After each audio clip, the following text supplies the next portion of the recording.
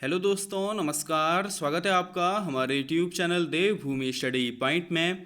आप सभी कैसे हैं मित्रों? मैं उम्मीद करता हूं आप सभी लोग स्वस्थ होंगे, मस्त होंगे तथा आपकी स्टडी काफ़ी ज़्यादा अच्छी चल रही होगी दोस्तों। साथियों, मैं आज आपके साथ डिस्कस करने वाला हूं उत्तराखंड का पवार राजवंश। साथियों, मैं इससे पहले आपको उत्तराखंड के चंद राजवंश के ऊपर एक वीडियो दे चुका हूं। अगर दोस्तों आपने उस वीडियो को नहीं देखा है तो मैं डिस्क्रिप्शन बॉक्स में दोस्तों उसका लिंक शेयर कर दूंगा। आप लोग वहां जाकर के दोस्तों उस वीडियो को भी चेक कर सकते हैं। बाकी दोस्तों, आपको इस उत्तराखंड के पवार राजवंश वाली वीडियो के बाद आपको उत्तराखंड का गोरखा राजवंश और उत्तराखंड में अंग्रेजी शासन जैसे महत्वपूर्ण टॉपिक के ऊपर भी दोस्तों वीडियोस मिलेंगे। साथ ही साथ में दोस्तों आपको आर की बेहतर तैयारी के लिए जीके जीएस के ऊपर अब दोस्तों इसके बाद कंटिन्यूसली आपको प्रैक्टिस सेट देखने के लिए मिलेंगे। तो दोस्तों आप लोग इस चैनल के साथ बने रहिएगा। बाकी दोस्तों, अगर आप लोग को कोई वीडियो और कंटेंट इन्फॉर्मेटिव लगता है तो दोस्तों आप लोग वीडियो को लाइक करके चैनल को जरूर सब्सक्राइब कर लीजिएगा। आपका ज़्यादा समय न खराब करते हुए वीडियो को प्रारंभ करते हैं। पहला प्रश्न हमारा, शिव प्रसाद डबराल के अनुसार पवार वंश का संस्थापक कौन था? तो दोस्तों आप लोगों ने बताना है कि शिव प्रसाद डबराल जी के अनुसार पवार वंश का संस्थापक कौन था। तो दोस्तों इसका बिल्कुल करेक्ट आंसर हो जाएगा ऑप्शन सी। दोस्तों शिव प्रसाद डबराल जी के अनुसार पवार वंश का संस्थापक दोस्तों जगतपाल था। आप लोगों ने ध्यान में रखना है। लेकिन दोस्तों आप सभी जानते होंगे, अगर कभी भी ये प्रश्न पूछा गया है हमारे इक्वेटर प्लस एग्जाम में तो इसका दोस्तों आंसर कनकपाल ही आया है। और दोस्तों सुदर्शन शाह जो कि दोस्तों टिहरी रियासत का पहला राजा था, सुदर्शन शाह। और साथ ही साथ दोस्तों हरिकृष्ण रतूड़ी और जो दोस्तों बैकेट था, बैकेट ने दोस्तों वंशावली क्रम दिया था पवार राजाओं का। तो दोस्तों इन सब के अनुसार पवार वंश का जो संस्थापक है वह कनकपाल था। तो दोस्तों आपने ध्यान में रखना है। अगला प्रश्न दोस्तों हमारा, धारसिल शिलालेख का संबंध किस पवार शासक से है? दोस्तों आप लोगों ने बताना है धारसिल शिलालेख का संबंध किस एक पवार शासक से है। अजयपाल से, अनंतपाल से, सोनपाल से या फिर मान शाह से? तो दोस्तों इसका बिल्कुल करेक्ट आंसर हो जाएगा ऑप्शन बी। दोस्तों धारसिल शिलालेख का संबंध अनंतपाल से है। आप लोगों ने ध्यान में रखना है। बाकी दोस्तों आप सभी जानते होंगे कि पवार वंश का 29वां शासक दोस्तों अनंतपाल था। और दोस्तों इसका धारसिल शिलालेख रुद्रप्रयाग से प्राप्त हुआ था। और दोस्तों इसका जो इस धारसिल शिलालेख है इसके अनुसार भी पवार वंश का संस्थापक दोस्तों कनकपाल को माना गया है। आपने सभी तथ्य अनंतपाल से भी ध्यान में रखने हैं। अगला प्रश्न दोस्तों हमारा, अजयपाल का वंशावली क्रम में कौन सा स्थान है? आप लोगों ने बताना दोस्तों अजयपाल का अपनी वंशावली के क्रम में कौन सा स्थान है। 37वां है, 35वां है, 34वां है या फिर 36वां है? तो दोस्तों इसका बिल्कुल करेक्ट आंसर हो जाएगा ऑप्शन ए। दोस्तों अजयपाल का वंशावली क्रम में 37वां स्थान है। आप लोगों ने ध्यान में रखना है। बाकी दोस्तों आप लोग इस बात को भी ध्यान में रखेंगे कि 52 गढ़ों को एक सूत्र में बांधा था, इसलिए दोस्तों गढ़पाल भी कहा जाता है अजयपाल को। तो दोस्तों आपने ध्यान में रखना है कि ये प्रश्न पूछा जाता है कि गढ़वाल के 52 गढ़ों को विजित करके उनको एक सूत्र में बांधने का काम किसने किया था? दोस्तों अजयपाल के द्वारा यह काम किया गया था, इसलिए इन्हें गढ़पाल भी कहा जाता है। बाकी दोस्तों आप लोग ये भी ध्यान रखेंगे कि चांदपुर गढ़ी से देवलगढ़ 1512 में राजधानी दोस्तों अजयपाल लेकर गया था। अगला प्रश्न दोस्तों हमारा, टिहरी के पुराना दरबार की स्थापना किस पवार शासक ने की थी? अब दोस्तों आप लोगों ने बताना है कि टिहरी में पुराना दरबार की स्थापना किस एक पवार शासक ने करी थी। तो दोस्तों इसका बिल्कुल करेक्ट आंसर हो जाएगा ऑप्शन बी। दोस्तों टिहरी के पुराना दरबार की स्थापना सुदर्शन शाह जी के द्वारा सन 1848 में करी गई थी, 1848 में करी गई थी। बाकी दोस्तों अगर कभी आपसे पूछा जाए कि टिहरी में नए दरबार की स्थापना किसके द्वारा करी गई थी, तो तब दोस्तों आपने ध्यान में रखना है कि टिहरी में नए दरबार की स्थापना 1880 लगभग 81 के आसपास दोस्तों कीर्ति शाह ने करी थी। आपने दोनों ही प्रश्नों को ध्यान में रखना है दोस्तों। पुराना दरबार पूछा जाएगा तो सुदर्शन शाह, नया दरबार पूछा जाएगा तो कीर्ति शाह।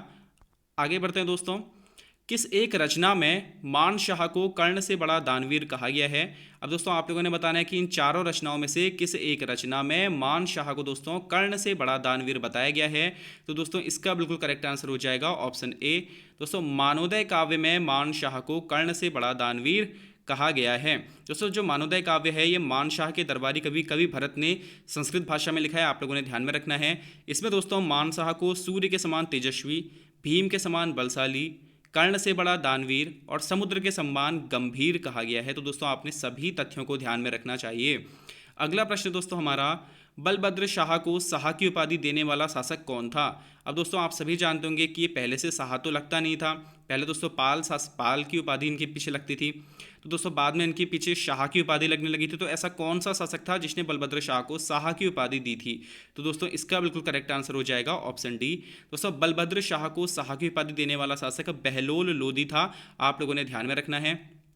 अब देखिए दोस्तों, अगर आपसे पूछा जाता है कि शाह की उपाधि धारण करने वाला पहला पंवार राजा कौन था? तो तब दोस्तों आपने बताना है कि कल्याण शाह। दोस्तों शाह की उपाधि धारण करने वाला पहला पंवार राजा कल्याण शाह था। मगर दोस्तों शाह की उपाधि को पैतृक कर देने वाला पहला राजा बलभद्र शाह था। यानी कि दोस्तों बलभद्र शाह के बाद से ही इसके बाद के जितने भी राजा हुए सबने अपने नाम के पीछे शाह जरूर लगाया था। तो दोस्तों इस शाह की उपाधि को पैतृक किसके द्वारा कर दिया गया था? बलभद्र शाह के द्वारा कर दिया गया था। मगर दोस्तों शाह की उपाधि धारण करने वाला पहला राजा कौन था? तो दोस्तों वह कल्याण शाह था। अगला प्रश्न हमारा, किस पंवार शासक के समय प्रथम जेसुएट पादरी का उत्तराखंड आगमन हुआ था? अब दोस्तों आप लोगों ने बताना है कि कौन से एक पंवार राजा के समय प्रथम जेसुएट पादरी का उत्तराखंड में आगमन हुआ था। तो दोस्तों इसका बिल्कुल करेक्ट आंसर हो जाएगा ऑप्शन बी। दोस्तों श्याम शाह के समय प्रथम जेसुएट पादरी, जिसका नाम दोस्तों अंतोनिया द आंद्रोथ था, 1624-25 के आसपास दोस्तों लगभग ये हमारे उत्तराखंड में इसका आगमन हुआ था। आप लोगों ने ध्यान रखना कि अंतोनिया द आंद्रोथ का उत्तराखंड आगमन हुआ था। बाकी दोस्तों ये श्याम शाह से हमें जानकारी मिलती है, थोड़ा सा विलासी टाइप का शासक था और इसकी मृत्यु के बाद इसकी 60 पत्नियों के दोस्तों सती होने की जानकारी हमें प्राप्त होती है। तो आपने इसको भी ध्यान में रखना है। प्रश्न पूछा जाता है दोस्तों कि किस एक पंवार शासक की मृत्यु के बाद उसकी 60 पत्नियों के सती होने की जानकारी प्राप्त होती है। तो तब दोस्तों आपने ध्यान में रखना है कि श्याम शाह के मृत्यु के बाद ऐसा हुआ था। अगला प्रश्न है दोस्तों हमारा, दुधौली के युद्ध के समय गढ़वाल का शासक कौन था? अब दोस्तों आप लोगों ने बताना है कि दुधौली के युद्ध के समय गढ़वाल का शासक कौन था। तो दोस्तों इसका बिल्कुल करेक्ट आंसर हो जाएगा हमारा ऑप्शन बी। दोस्तों फतेहपति शाह दुधौली के युद्ध के समय गढ़वाल का राजा था। बाकी दोस्तों आप सभी जानते होंगे कि दुधौली का युद्ध वर्ष 1703 में फतेह शाह ज्ञानचंद के मध्य हुआ था। अगला प्रश्न दोस्तों हमारा, विल्सन नामक व्यक्ति को जंगलों को लीज पर किस शासक ने दिया था? तो दोस्तों विल्सन नामक व्यक्ति को जंगलों को लीज पर यानी कि ठेके पर दिया गया था। किसने दिया था दोस्तों आप लोगों ने बताना है। तो दोस्तों इसका बिल्कुल करेक्ट आंसर हो जाएगा ऑप्शन सी। दोस्तों भवानी शाह ने विल्सन नामक व्यक्ति को जंगलों को लीज पर दिया था। दोस्तों ऐसा हुआ था कि भवानी शाह ने 1860 में विल्सन को 4 साल के लिए जंगलों को लीज पर दिया था। और दोस्तों इस दौरान पे को हमारे उत्तराखंड में काफ़ी जंगलों का दोहन हुआ था। और इसी के बाद दोस्तों जैसे ही 4 साल कंप्लीट हुए और फिर से दोस्तों इसे 1864 में 10 साल के लिए लीज पर जंगलों को दे दिया गया था। और दोनों ही बार दोस्तों भवानी शाह ने ऐसा किया था। अगला प्रश्न दोस्तों हमारा, टिहरी रियासत के किस शासक को 11 तोपों की सलामी दी गई थी? तो दोस्तों ऐसा हुआ था, ये प्रश्न इस प्रकार से रहेगा कि टिहरी रियासत के किस शासक को अंग्रेजी शासन द्वारा या फिर अंग्रेजों द्वारा 11 तोपों की सलामी दी गई थी? तो दोस्तों इसका बिल्कुल करेक्ट आंसर हो जाएगा ऑप्शन ए। दोस्तों टिहरी रियासत के कीर्ति शाह को दोस्तों अंग्रेजों द्वारा 11 तोपों की सलामी दी गई थी। आप लोगों ने ध्यान में रखना है। ऐसा हुआ था दोस्तों कि कीर्ति शाह को वर्ष 1900 में, अगर कभी आपसे सन भी पूछी जाती है कि कब दी गई थी, तो दोस्तों वर्ष 1900 में ब्रिटिश सरकार ने 11 तोपों की सलामी दी थी। साथ ही साथ में आप लोग ध्यान रखेंगे कि इन्हें 1398 में दोस्तों इन्हें कंपेनियन ऑफ इंडिया की उपाधि भी प्रदान करी थी दोस्तों ब्रिटिश सरकार ने। साथ ही साथ में दोस्तों 1901 के आसपास इन्हें नाइट कमांडर की उपाधि भी दी गई थी। तो आपने तीनों ही उपाधियों को ध्यान में रखना है दोस्तों। ब्रिटिश शासन के द्वारा तीनों ही उपाधियां इनको प्रदान करी गई हैं। अगला प्रश्न हमारा, नरेंद्र नगर की स्थापना किस शासक ने कराई थी? अब दोस्तों आपने बताने कि नरेंद्र नगर की स्थापना किस एक पंवार राजा ने कराई थी? तो दोस्तों इसका बिल्कुल करेक्ट आंसर हो जाएगा हमारा ऑप्शन बी। दोस्तों नरेंद्र शाह के द्वारा नरेंद्र नगर की स्थापना वर्ष 1921 में कराई गई थी। और साथ ही साथ में दोस्तों वर्ष 1925 में नरेंद्र शाह ने दोस्तों नरेंद्र नगर को अपना राजधानी क्षेत्र बना दिया था। बाकी दोस्तों आप सभी जानते होंगे कि उत्तराखंड का सर्वाधिक वर्षा वाला स्थान नरेंद्र नगर ही है। आप लोगों ने इसको भी ध्यान में रखना है। अगला प्रश्न दोस्तों हमारा, तिलाड़ी रवाई कांड के समय टिहरी रियासत का शासक कौन था? दोस्तों आप लोगों ने बताना है कि तिलाड़ी रवाई जो दोस्तों कांड हुआ था हमारे उत्तराखंड में, टिहरी रियासत में दोस्तों यह कांड हुआ था। इस समय दोस्तों टिहरी रियासत का शासक कौन था दोस्तों आप लोगों ने बताना है।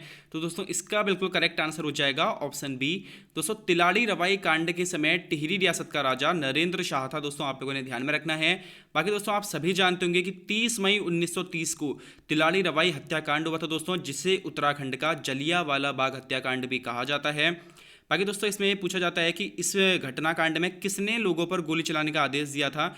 तो दोस्तों इसमें नरेंद्र शाह का जो दीवान था चक्रधर जुयाल, इसके द्वारा दोस्तों टिहरी रियासत में जो भी तिलाड़ी रवाई में दोस्तों इकट्ठा हुए पब्लिक थी, उसके ऊपर दोस्तों गोली चलाने का आदेश दे दिया गया था चक्रधर जुयाल ने। इस कारण से दोस्तों चक्रधर जुयाल को उत्तराखंड का जनरल डायर भी कहा जाता है। तो दोस्तों आपने तिलाड़ी रवाई कांड के बारे में भी थोड़े तथ्य ध्यान में रखने चाहिए। अगला प्रश्न हमारा, किस पंवार शासक के युग को अंधकार युग कहा जाता है? अब दोस्तों आप लोगों ने बताना है कि किस एक पवार राजा के काल को अंधकार का काल कहा जाता है। तो दोस्तों इसका बिल्कुल करेक्ट आंसर हो जाएगा ऑप्शन ए। दोस्तों जयकृत शाह के शासनकाल को अंधकार युग भी कहा जाता है। ऐसा है दोस्तों, आप लोगों ने ध्यान में रखना है जयकृत शाह से ही कि जयकृत शाह ने सिखों से युद्ध में बचने के लिए दोस्तों राखी कर देना स्वीकार किया था। तो दोस्तों ये पूछा जाता है कि राखी कर कौन सा एक शासक सिखों को प्रदान करता था। दोस्तों जयकृत शाह वह राजा था जिसने सिखों से युद्ध में बचने के लिए दोस्तों उन्हें राखी कर देना स्वीकार किया था, जो कि दोस्तों कुल उपज का 1/6 भाग था। यानी कि दोस्तों राखी कर में ना अनाज वगैरह जितने भी होते थे, जो भी उत्पादन होता था, उसका 1/6 भाग इन्हें सिख राजाओं को देना पड़ता था। तो आपने ध्यान में रखना है राखी कर जयकृत शाह द्वारा दिया जाता था सिख शासकों को। अगला प्रश्न हमारा, गोरखों व पवारों के मध्य लंगूरगढ़ की संधि किस वर्ष हुई थी। अब दोस्तों आप लोगों ने बताना है कि गोरखा शासकों और पवार शासकों के मध्य लंगूरगढ़ की संधि किस वर्ष हुई थी। तो दोस्तों इसका बिल्कुल करेक्ट आंसर हो जाएगा ऑप्शन बी। दोस्तों वर्ष 1792 में गोरखों व पवारों के मध्य लंगूरगढ़ की संधि हुई थी। तो दोस्तों आप लोगों ने इसको ध्यान में रखना है कि यह 1792 में हुई थी। बाकी दोस्तों आप सभी जानते होंगे कि गोरखों ने जो गढ़वाल वाला राजवंश है दोस्तों, पवार राजवंश है, इसके ऊपर 1791 में अटैक करा था। और दोस्तों इसके बाद 1792 में इन दोनों के ही मध्य लंगूरगढ़ की संधि हुई थी। बाकी दोस्तों आप सभी जानते होंगे कि गोरखों ने चंद राजवंश के ऊपर 1790 में आक्रमण करके उसे अपने अधीन कर लिया था। अगला प्रश्न दोस्तों हमारा, उत्तराखंड की किस एक रानी को नागकटी रानी के नाम से जाना जाता है। अब दोस्तों आप लोगों ने बताना है कि उत्तराखंड की कौन सी एक ऐसी रानी है जिसको नागकटी रानी के नाम से जाना जाता है। तो दोस्तों आपके चारों ऑप्शन यहाँ पे मौजूद हैं, आप सभी लोगों ने अपना आंसर लगा लिया होगा। दोस्तों इसका बिल्कुल करेक्ट आंसर हो जाएगा ऑप्शन ए। दोस्तों उत्तराखंड की जो हमारी रानी है, रानी कर्णावती, इन्हें दोस्तों नागकटी रानी के नाम से भी जाना जाता है। अब देखिए दोस्तों हुआ क्या था, बात यह है कि दोस्तों जो पृथ्वीपति शाह है उनकी माता के तौर पर दोस्तों रानी कर्णावती संरक्षिका के तौर पर उनकी देखरेख किया करती थी, क्योंकि दोस्तों जिसमें पृथ्वीपति शाह जो थे दोस्तों वह मतलब वयस्क नहीं हुए थे, 18+ साल के नहीं हुए थे। तो दोस्तों इससे पहले क्या हुआ था कि रानी कर्णावती ने इनके राजपाट को देखा था, यानी कि संरक्षिका के तौर पर उनकी यह राज कर रही थी। तो दोस्तों इसी समय क्या हुआ था कि कांगड़ा का सूबेदार था नवाजत खां, इसके द्वारा दोस्तों अटैक कर दिया गया था हमारे उत्तराखंड के क्षेत्र में। तो दोस्तों रानी कर्णावती ने 1635 में हुए दोस्तों मोहल चट्टी के युद्ध में इन्होंने नवाजत खां के सैनिकों की नाक कटवा दी थी, जिस कारण से दोस्तों इन्हें उत्तराखंड की नाक कटी रानी के नाम से जाना जाता है। तो दोस्तों आपने ध्यान में रखना है कि किसको पराजित करा था, नवाजत खां को दोस्तों किस युद्ध में पराजित किया था दोस्तों, तो 1635 में हुए मोहल चट्टी के युद्ध में इन्होंने जितने भी दोस्तों नवाजत खां के सैनिक थे उनकी नाक कटवा दी थी, जिस कारण से इन्हें नाक कटी रानी के नाम से जाना जाता है। अगला प्रश्न दोस्तों हमारा, पवार वंश का वह शासक कौन था जिसके दरबार में नवरत्न विराजते थे। अब दोस्तों यह प्रश्न इस प्रकार से भी रहता है कि अकबर व चंद्रगुप्त विक्रमादित्य की भांति किस एक पवार राज्य के दरबार में नवरत्न विराजते थे। तो दोस्तों इसका बिल्कुल करेक्ट आंसर हो जाएगा ऑप्शन सी। दोस्तों फतेहपति शाह के दरबार में दोस्तों नवरत्न विराजते थे, आप लोगों ने ध्यान में रखना है। बाकी दोस्तों आप सभी ध्यान रखेंगे कि अकबर व चंद्रगुप्त विक्रमादित्य की भांति ही फतेहपति शाह के दरबार में भी दोस्तों यहाँ पर नवरत्न विराजते थे। बाकी दोस्तों भंगाड़ी का युद्ध और दुधौली का युद्ध, दोनों ही युद्ध दोस्तों फतेहपति शाह के समय में हुए थे, आप लोगों ने इसको भी ध्यान में रखना चाहिए। अगला प्रश्न दोस्तों हमारा, पवार वंश में राजस्व की देखरेख करने वाला व्यक्ति क्या कहलाता था। अब दोस्तों आप लोगों ने बताना कि पवार शासनकाल में राजस्व की देखरेख करने वाला व्यक्ति क्या कहलाता था। तो दोस्तों इसका बिल्कुल करेक्ट आंसर हो जाएगा ऑप्शन बी। दोस्तों पवार वंश में राजस्व की देखरेख करने वाला व्यक्ति गोलदार कहलाता था। बाकी दोस्तों जो सेवक सेविकाएं होती थी वह ख्वास ख्वासनियाँ कहलाते थे, और दोस्तों जो इनका दीवान हुआ करता था वह मुख्तार कहलाता था, आप लोगों ने ध्यान में रखना है। और दोस्तों जो इनके लिए राजमहल के लोगों के लिए जो खाना पकाने का काम करता था वह सोधी कहलाता था। सोधी यानी जो राज परिवार के लिए भोजन बनाने वाला जो व्यक्ति होता था वह सोधी कहलाता था। तो आपने दोस्तों चारों को ही ध्यान में रखना चाहिए। अगला प्रश्न दोस्तों हमारा, पूरे गढ़वाल पर शासन करने वाला अंतिम राजा कौन था। अब दोस्तों आपने बताना है कि पूरे गढ़वाल पर शासन करने वाला अंतिम राजा कौन था। तो दोस्तों इसका बिल्कुल करेक्ट आंसर हो जाएगा ऑप्शन बी। दोस्तों पूरे गढ़वाल पर शासन करने वाला अंतिम राजा प्रद्युमन शाह था। आप सभी जानते होंगे दोस्तों कि प्रद्युमन शाह के समय ही 14 मई 1804 को देहरादून के खुड़बुड़ा नामक स्थान पर दोस्तों गोरखों व पवारों के मध्य युद्ध हुआ था, जिसमें दोस्तों प्रद्युमन शाह मारा गया था। और इस प्रकार से दोस्तों जो पवार राजवंश यानी कि जो गढ़वाल का क्षेत्र है वहाँ पर भी गोरखों का आधिपत्य हो गया था। और इसके बाद दोस्तों 1815 में सुदर्शन शाह दोस्तों जब पवार का राजा फिर से बना था, तो दोस्तों यहाँ सिर्फ टिहरी रियासत का ही राजा बना था, संपूर्ण गढ़वाल का क्षेत्र इसके अधीन में नहीं था। तो दोस्तों आपने ध्यान में रखना है कि पूरे गढ़वाल पर शासन करने वाला अंतिम राजा तो प्रद्युम्न शाह ही था, जिसकी मृत्यु दोस्तों 1804 में हुए देहरादून के खुड़बुड़ा वाले युद्ध में हो गई थी। अगला प्रश्न दोस्तों हमारा, निम्न में से कौन एक महीपति शाह का सेनापति नहीं था। अब दोस्तों आप लोगों ने बताना कि कौन सा एक सेनापति महीपति शाह का सेनापति नहीं था। खतर सिंह, बनवारी दास, रिखोला लोधी या फिर माधो सिंह भंडारी। तो दोस्तों इसका बिल्कुल करेक्ट आंसर हो जाएगा ऑप्शन ए। दोस्तों खतर सिंह जो है वह महीपति शाह का सेनापति नहीं था। बाकी दोस्तों बनवारी दास, रिखोला लोधी और माधो सिंह भंडारी तीनों ही दोस्तों महीपति शाह के सेनापति थे। आप लोगों ने ध्यान में रखना है दोस्तों। और दोस्तों इनमें से जो माधो सिंह भंडारी है इसको गर्व भंजक की उपाधि दी गई थी, जबकि दोस्तों महीपति शाह को गर्व भंजन की उपाधि प्रदान थी। तो आपने तीनों को ही ध्यान में रखना है। खतर सिंह दोस्तों, खतर सिंह से आप लोग ध्यान रखेंगे कि यह मान शाह का सेनापति था। तो दोस्तों खतर सिंह है यह मान शाह का सेनापति था। ऐसा हुआ था दोस्तों कि जो चंद राजवंश का लक्ष्मी चंद था, इसके द्वारा दोस्तों गढ़वाल पर 8 बार अटैक करा गया था, और दोस्तों उसके सेनापति का नाम गैडा सिंह था। और दोस्तों यहाँ पर अटैक करा जा रहा था तो यहाँ पर मान शाह था शासन में, और दोस्तों उस समय इसके सेनापति का नाम खतर सिंह था। तो दोस्तों 7 युद्ध तो लक्ष्मीचंद हार गया था, मगर 8वें युद्ध में दोस्तों गैडा सिंह के नेतृत्व में जो सेना आई थी दोस्तों लक्ष्मीचंद की, उसने महीपति शाह के जो खतर सिंह के नेतृत्व में सेना थी उसे पराजित कर दिया था, जिस कारण से दोस्तों कुमाऊं में आज भी खतड़वा त्यौहार मनाया जाता है इसी खतर सिंह के नाम पर। अगला प्रश्न दोस्तों हमारा, सिखों के 7वें गुरु हर राय के पुत्र राम राय का देहरादून आगमन किस शासक के समय हुआ था। दोस्तों आप लोगों ने बताना है। सिखों के 7वें गुरु दोस्तों हर राय थे, और इनके पुत्र राम राय का देहरादून आगमन किस एक शासक के समय में हुआ था दोस्तों आप लोगों ने बताना है। तो दोस्तों इसका बिल्कुल करेक्ट आंसर हो जाएगा हमारा ऑप्शन बी। दोस्तों सिखों के 7वें गुरु हर राय के पुत्र राम राय का देहरादून आगमन फतेहपति शाह के शासनकाल में हुआ था। दोस्तों आप लोगों ने इसको जरूर ध्यान रखना चाहिए। बाकी दोस्तों आप सभी जानते होंगे कि फतेहपति शाह के दरबार में नवरत्न विरासत थे, और भंगाड़ी व दुधौली का युद्ध इसके समय में ही हुआ था। अगला प्रश्न दोस्तों हमारा, किस पवार राजा के काल को गढ़वाल का स्वर्ण काल कहा जाता है। महत्वपूर्ण प्रश्न दोस्तों आप लोगों ने बताना है कि किस पवार राजा के काल को गढ़वाल का स्वर्ण काल कहा जाता है। तो दोस्तों इसका बिल्कुल करेक्ट आंसर हो जाएगा ऑप्शन बी। दोस्तों फतेहपति शाह के काल को गढ़वाल का स्वर्ण काल कहा जाता है, आप लोगों ने ध्यान में रखना है। बाकी दोस्तों आप लोग मुझे कमेंट बॉक्स में बताइएगा कि उत्तराखंड में चंद राजवंश का स्वर्ण काल किस एक शासक के काल को कहा जाता है। ठीक है दोस्तों, आप लोग बताइएगा कि चंद वंश में किसके शासनकाल को चंद वंश का स्वर्णकाल कहा जाता है। अगला प्रश्न दोस्तों हमारा, गोरखवाणी रचना किस एक शासक की है। दोस्तों आप लोगों ने बतानी है कि गोरखवाणी रचना किस एक शासक की है। दोस्तों आप लोग बताइएगा मुझे। तो दोस्तों इसका बिल्कुल करेक्ट आंसर हो जाएगा ऑप्शन ए। दोस्तों गोरखवाणी रचना सुदर्शन शाह की रचना है, आप लोगों ने ध्यान में रखना है।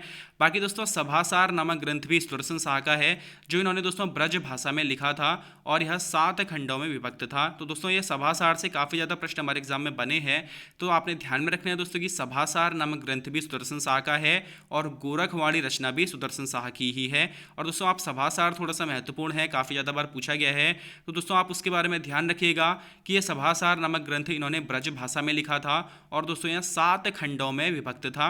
बाकी दोस्तों एक प्रश्न और बनता है कि सुदर्शन शाह किस नाम से कविताएं करते थे। तो दोस्तों सुदर्शन शाह कवि सूरत नाम से अपनी रचनाएं किया करते थे।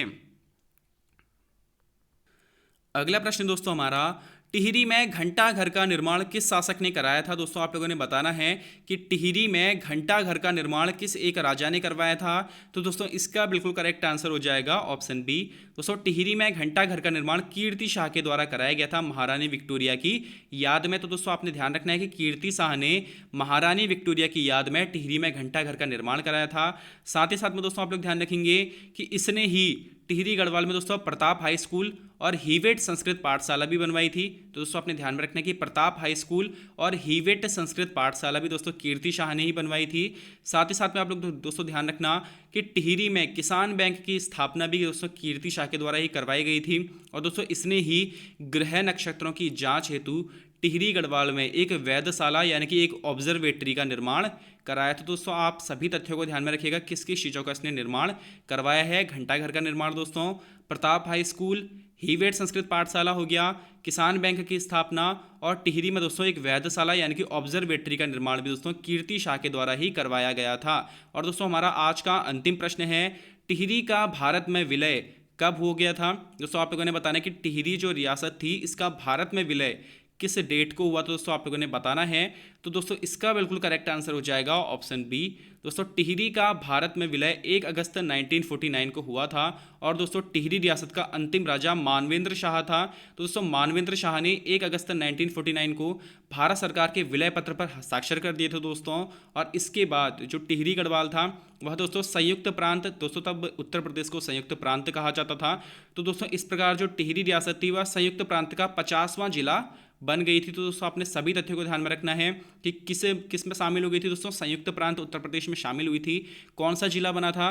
तो दोस्तों 50वां जिला बना था। और दोस्तों ये शामिल कब हो गया था? 1 अगस्त 1949 को। अंतिम राजा कौन था दोस्तों? तो मानवेंद्र शाह अंतिम राजा था। बाकी दोस्तों आप लोग मुझे बताइएगा आपको ये वीडियो कैसा लगा है।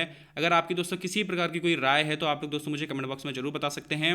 बाकी दोस्तों इसके बाद आपको गोरखा राजवंश और साथ ही साथ दोस्तों उत्तराखंड में अंग्रेजी शासन के ऊपर भी वीडियो देखने के लिए मिलेंगे। और उसके अलावा दोस्तों आपके आर के एग्जाम को देखते हुए आपके लिए जीके जीएस के प्रैक्टिस सेट भी आएंगे दोस्तों। तो आप लोगों ने दोस्तों अगर अभी तक चैनल को सब्सक्राइब नहीं करा है तो दोस्तों प्लीज़ वीडियो को लाइक करके चैनल को जरूर सब्सक्राइब कर लीजिएगा। बाकी दोस्तों आपको आपके आने वाले एग्जाम्स के लिए हार्दिक बधाई शुभकामनाएं देते हुए मैं अपनी वाणी को विराम देता हूं दोस्तों। धन्यवाद।